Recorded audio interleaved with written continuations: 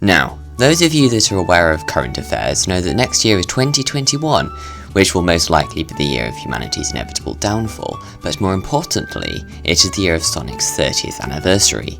That equates to 30 years since the first Sonic game was released, and 10 years since the last good one, only including main 3D titles of course. Mania was obviously a blessing from the gods, and more recently Sonic at the 2020 Tokyo Olympic Games came out on mobile. Unfortunately, Mario didn't turn up this time, because someone at Nintendo remembered that the Olympics were in fact cancelled. It's fair enough to say that most personages of the Sonic fandom have gone a long while without receiving a 3D game that they can actually enjoy. But do not despair, for it has been revealed that new games will be announced next year, just in time for Sonic's 30th anniversary. It seems every game at this point is an anniversary game, so my reaction to Sonic's 30th birthday is really just, he's still not dead. For 3D Sonic fans, it's safe to say that the franchise is at an all-time low. I mean, in 10 years all we've got are 2 movies. Forces isn't a game. In games you press buttons.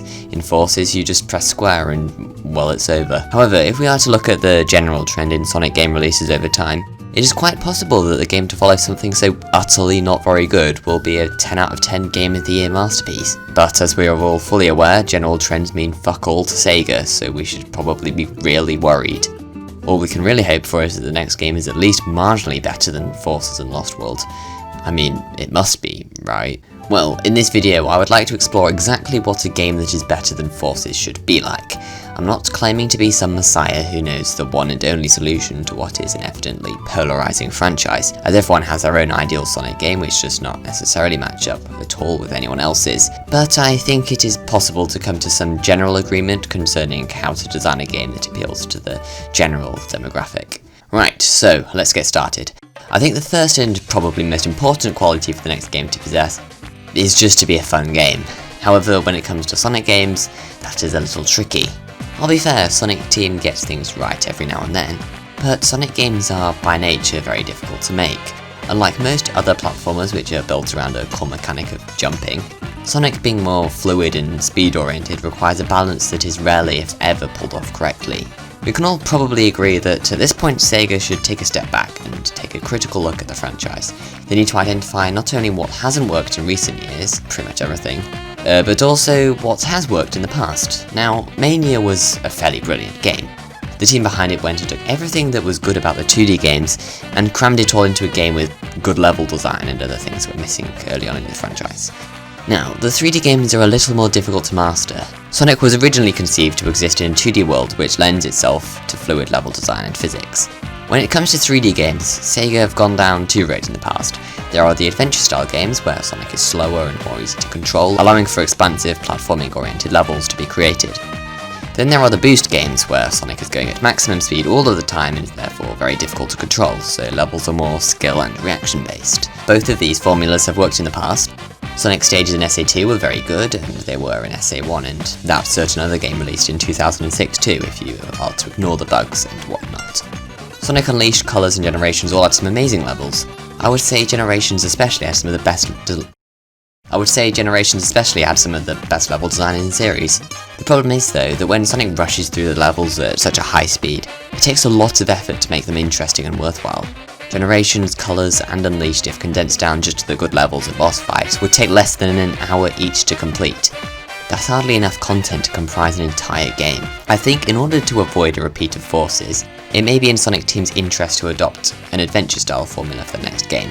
Both styles work, but after a number of boost games, the last of which being by far the worst, it may be a good idea to return to something that worked in the past with a fresh perspective. Think about how Unleashed came out after 06 and Mania more recently. Unleashed took the popular Rush formula and fused it with 3D level design akin to that of 06, creating what is my personal favourite Sonic game. Mania took the physics and gimmicks from the classic games and was way more ambitious with the levels themselves. The last attempt at an adventure-style-ish game was Lost World. What went wrong there was Sega took the adventure-style gameplay, made it bad, and then stuck it in a bad game. Ideally, they want to be doing the complete opposite. The advantage of using the adventure formula is that it allows Sonic Team to be much more ambitious with the game, and fill it with much more stuff, since it's easier to design large, fun levels which leaves more time for making more levels, or bosses, or whatever. The problem is, Sonic Team filling the game with more stuff does not tend to go down well. The Werehog, though I personally found it enjoyable, did not feel in place in a Sonic game. Some of the additional characters in the adventure games contradict the philosophy that makes Sonic games so good. However, these additions are necessary for making a longer game. The Werehog was added specifically to flesh Unleashed out, because otherwise the game could be completed in a couple of hours at most, taking into account traversing hub worlds and fighting bosses. People want long games with lots of content, but people don't want boring games. The solution is to ensure that the additional characters fit within the Sonic game philosophy. Basically, we need to identify what it is that makes Sonic Sonic, and apply that to the additional characters. So, let's look back at a Sonic game with multiple characters that isn't criticised for it. Sonic and Mario at the Olympic Games. Okay, maybe that's not the best example. Sonic Mania is a good game, and that has multiple characters. Playing the game as Tails or Knuckles has little variation but for the fact that Tails can fly and Knuckles can chuckle and flex his muscle. To get to the point, have Tails and Knuckles be like Sonic, but with an extra ability allowing for variation in stages, but ensure that the objective is always to reach the goal. Knuckles' treasure hunting levels may be enjoyed by some, but if they don't match the main concept of the game, they are leaving themselves open to criticism. The benefit of having multiple characters with different playstyles, which are still at their core similar to Sonic's, is that more levels can be created using the same assets and gimmicks, but with their own identities they lend themselves towards flight or gliding or shooting a gun, I don't know. I would say this is preferable to making a set of solid 3D stages and then bulking the game out with a bunch of 2D stages. Colours. On the topic of keeping with the core Sonic gameplay, I'd like to talk about gimmicks. Most Sonic games seem to have a gimmick, be it the Werehog, Wisps, or the classic Sonic. I feel that gimmicks risk detracting from the core experience, so it would probably be safer not to include such gimmicks that apply to the whole game, but minor gimmicks such as snow or skateboarding have proven themselves fun in the past, so it would be a missed opportunity not to include them in the upcoming game. But again, I think some fresh creativity should be thrown in as well. Sonic Generations evolved the skateboarding mechanic from the adventure games by allowing you to launch off ramps and onto grind rails. Oh, actually Sonic 06 was the first to do that. Huh. Praise where praise is due, I guess.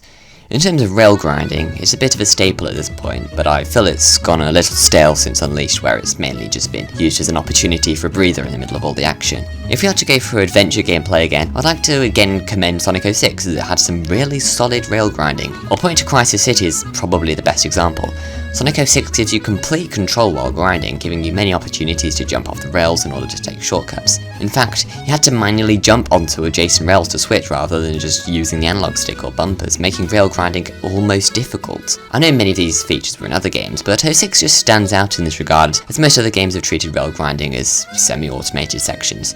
Also, it is rare to praise 06. So, on the topic of 06, I shall give an example of a game mechanic that is not so fun. Oh, what to choose? I don't know. Maybe the fact that in some levels you're carrying Elise, which just feels kind of a bit weird. Or perhaps them goddamn balloons in Aquatic Base. I wouldn't exactly describe them as fun. And the Mach Speed sections, well, actually they were a decent idea. It may be possible to have boost gameplay in an adventure-style game. The only downside is that in 06 the Mach Speed sections were complete dog shit. Another reason why reintroducing the adventure style to Sonic games would be a good idea is that it allows Sonic to follow the current 3D platforming trend. In recent years there has been a revival of classic 3D platformers such as Spyro and Crash Bandicoot. For Mario's 35th anniversary, Nintendo are porting 64, Sunshine and Galaxy. In light of all this, it would be apt for Sega to capitalise on people's nostalgia as well, but this time with adventure gameplay as opposed to classic Sonic, Green Hill, Chemical Plant, the Death Egg Robot, the Egg Dragoon, Seaside Hill, you get the idea. Furthermore, modern 3D platformers emphasise exploration and open level design, which was much more prevalent in the adventure games and is better suited to adventure gameplay. If Sega wishes Sonic to regain its reputation as a platforming franchise that every now and then has a half-decent game, they should be ready to evolve the series to stand among or above its competition. Despite this, I don't think the next Sonic game should be an open world game along the lines of Mario 64. With the franchise in the state that it currently is, such a drastic design change would be very risky, although I'm not denying that it might work really well. However, in Adventure, Unleashed, and even 06 to an extent, I enjoyed the addition of hub worlds. I think that Unleashed especially handled hub worlds really well, as you can almost completely ignore them, but they still offer challenges in order to reach the next level, NPCs to talk to, extra missions and levels, and various secrets. Having you traverse a hub world which is like a level in itself to reach new levels would be a way of adding more gameplay to the game. Hub worlds have also been handled really poorly in the past. The hub worlds in 06 felt like a chore detracting from the rest of the game, not that there was much to detract from. They were mostly barren, except for of course the forest, which was completely barren, and pretty useless since there was never really any incentive to explore. There were a few optional missions, most of which were both uninteresting and unrewarding, and some compulsory missions which were no different, though I could probably think of a few decent ones. In Unleashed, the hub worlds offered secrets, collectibles, and extra levels, and talking to NPCs had actual value in allowing you to pursue quests, gain items, or just flesh out the world a bit more, giving more meaning to your adventure. I found that Sonic Adventures hub worlds were fun to explore when I was just chilling after playing through a stage or two, especially since the ludicrously overpowered spin dash made Sonic a thrill to control. I honestly liked the fact that I had to search the hub world for the next stage, though I totally understand those who claim it disrupts the natural flow of gameplay. I remember I spent probably about an hour, maybe, looking for Ice Cap. Yeah, not my proudest moment. A better alternative would be to have the hub worlds act more along the lines of open-ended stages with clear paths to the next level. This adds enjoyment and traditional Sonic gameplay even between stages. It would also complement the implementation of multiple characters, all of whom are able to access different secrets and stages. Similarly to Adventure, the hub worlds could act as boss arenas for some, but hopefully not all bosses, so it wouldn't even be much extra work on Sonic Team's parts. Where Sonic Adventure's hub worlds really excelled was in the connection with the Chao Gardens, which I think brings me on nicely to my next point. In the next Sonic game, we need the Chao Gardens back. Chao Gardens are a way of massively increasing the playtime of the game without it becoming boring, because the majority of people clearly love the Chao Gardens. I recall there being a poll some time ago where the fans were asked which feature they wanted to return the most. Obviously the feature we all want back is some actually enjoyable gameplay, but it was actually the Chao Gardens that made it to the top of the poll. Izuka, or whoever is in charge of Sonic Team at this point, also stated that he had a fondness of the Chao, and I believe he even said they were his favourite racer in Team Sonic Racing. I could be totally wrong and the Chao aren't even in Team Sonic Racing, I wouldn't know because I haven't played the game. But I heard something along those lines and I really can't be bothered double checking my facts. Anyway, I think the return of the Chao Gardens is as inevitable as anything possibly can be in this turbulent franchise.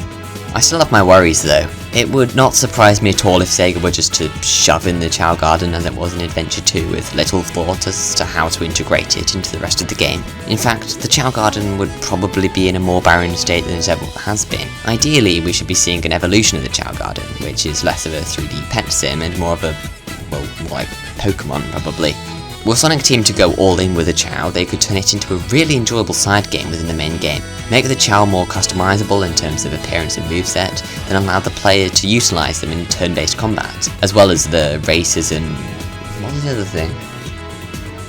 I don't even remember. Not really played much of SA2, but yeah. Turn-based combat with Chao, pretty good. Perhaps also cosmetics, upgrade items, and special eggs for special breeds of Chao could be purchased with rings, or found in stages and hub worlds. Perhaps even the gardens themselves could be customised. In a time when 3D platformers are making a revival, even Yuji Naka's jumped on the bandwagon with some intriguing cross between Nights into Dreams and Mario Odyssey. I think it is important for the new Sonic game to stand out if it is to attract new fans. For a long time, Sega have been appealing mainly to the existing fans' nostalgia, which is preventing the franchise from moving forward, and at this point it's just becoming a little stale. I'll refer back to my previous point, an evolution of what people loved before is necessary for Sonic to have any more good games. In order to make the Chao Garden more appealing, it should be well integrated into the main game without being a necessity. Perhaps it could be the Chao you select that grants you power-up, similar to the Wisp Bombs in Sonic Forces. In the same manner as the adventure games, collecting items for your Chao provide an incentive to replay previous levels. Though the Chao Garden should never be mandatory for enjoying the game. If you recall, it was necessary for achieving all the emblems in the adventure games. I feel that emblems, or some sort of system of collectibles with actual rewards, such as the Red Rings in Sonic Generations, would be another great feature to see return. There could be different varieties of rewards depending on the collectible. Emblems could be additional to Red Rings, which I think have always been a good inclusion. The Red Rings could grant art or music like in Generations, or perhaps act as an alternate currency to rings for special items to use in the Chao Garden. You see, it all links together. However, it is necessary to collect a number of emblems before receiving a reward, which might be an extra stage or unlockable character or something. One of the multiple releases of Sonic Adventure, I forget which, unlocked a number of Game Gear titles for collecting all emblems. Similarly, Sonic Generations allowed you to purchase a copy of Sonic 1 with a certain number of points. There are loads of lesser known Sonic games that are more difficult to get hold of nowadays, that might benefit from being ported in such a way. Obviously, it would be a bit of a dick move to make somebody collect all emblems just in order to play a specific game, so they should probably be ported directly to PC or something as well. But still, people might have an incentive to 100% this one game just so that they get additional games for completely free. There are a number of games that Sega could port in such a way: Sonic R, Sonic the Fighters, Sonic Unleashed. Now, as a final point, I would like to bring up something that has been absent in mainline Sonic games since, I believe, 06, which is strange because I always believed it to be the best feature in 06. That is multiplayer. You can have so much more fun with a game if you are able to play through the levels with friends. Simply adding split-screen co-op mode for every level would be enough to greatly enhance the experience and increase the longevity of the game, without even having to add extra content. But again, I would prefer to see an advancement on the multiplayer that was available in 06. Maybe similarly to the classics, it would be nice to be able to play through the main story with a friend, or even someone you don't like if you'd prefer that. However, I understand that it might be difficult to implement. Whereas in 06 multiplayer was focused towards being competitive, racing to the finish, perhaps a more cooperative game mode could work as well. Maybe Heroes and Team Sonic Racing could act as inspiration. Most importantly, online multiplayer should be supported. This gives more people access to the multiplayer, and is also likely to result in more sales, as two people might get the game purely with the intention of playing it together. So it's a win-win really. If there are any brain cells left at Sega, I don't see how they could refuse. So yeah, that's my probably unnecessarily long video explaining that if Sega just does what they did before, but better, then the next Sonic game should be pretty good. What would you like to see from the next game? Let me know your thoughts down below. But try to be constructive with your comments rather than just shitting on something I've already said. That would be nice. Also, if you like games, make sure to subscribe because I make videos on them fairly infrequently. Yeah, so I hope to see you later.